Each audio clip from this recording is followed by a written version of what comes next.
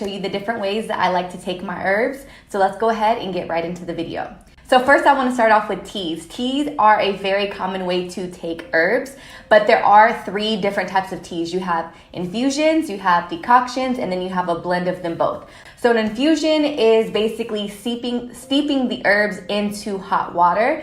Infusions are made with a softer part of the plant because steeping them in hot water is enough to extract all the medicinal properties from the herb to get the most out of it in your tea. Infusions are made with the softer part of the plant because steeping them in hot water is enough to adequately penetrate the herb cell walls.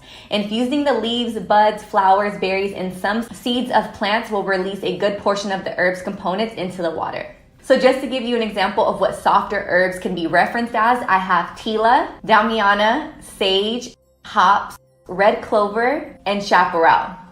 So the example I'm going to make in this infusion is something that I would probably use for like PMS. I personally don't have any crazy cramps or anything like that. But when I'm telling you, sis, these mood swings, ever since I got my previous IUD birth control taken out, I feel like my mood swings have been crazy. So for me, this is a tea that I would take. So as far as making the infusion, you're gonna first take a teapot or a bowl or whatever you have to heat up water. I got this teapot from Amazon. It's great because I'm able to use all of my herbs and it not get directly into the water. I will go ahead and link the teapot down below. So I'm gonna start off by pouring some spring water into my teapot. I am then gonna go ahead and let the water boil. After the water has boiled, I'm gonna go ahead and turn off the heat. Once the heat is turned off, I'm then gonna take my herbs and put them into the water. The infusion method that I'm referring to can be found in this book. I will go ahead and link this book down below in the description box as well. But according to the book, you're gonna wanna use 1 tablespoon of dried herbs or 1.5 tablespoons of fresh herbs for every 8 ounces of water. So now I'm gonna go ahead and add 1/4 teaspoon of tila.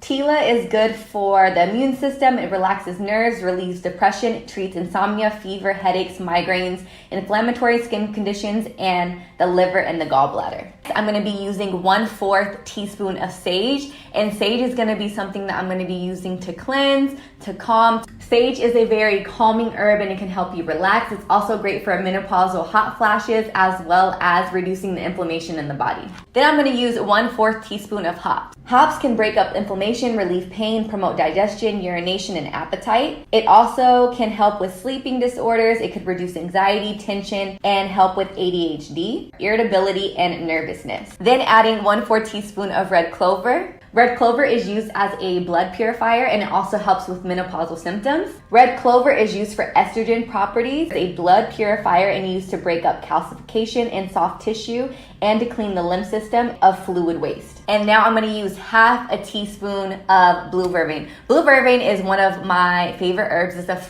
one of the first herbs that I actually started using. And I'm telling you, I feel like this herb is just a mood enhancer. It's a happy herb. It just makes me feel good. And it's directly used for menstrual cramps. It can help increase the milk production in women who are breastfeeding. Now I'm going to just take a spoon and make sure that the herbs are completely submerged in water so that the heat can do its work and extract all of the medicinal, wonderful things that these herbs have to offer. I personally like to steep my herbs for 45 to 60 minutes. Obviously, the more that you steep the herbs within a temperature that's going to actually extract without harming the herb's medicinal purposes, the longer you do it, the better it's going to be. The longer they steep, the more chemical components will be extracted as long as the water is hot. The darker the water, the stronger the infusion will be. Most often, I actually make my teas at nighttime, and then the next morning, I just heat them up slightly, and then I'll have it in the morning so that I have like a full 8 hours, 10 hours of the herbs just steeping so that all of the properties can be extracted out of the herbs and I get the most out of my tea. According to this book,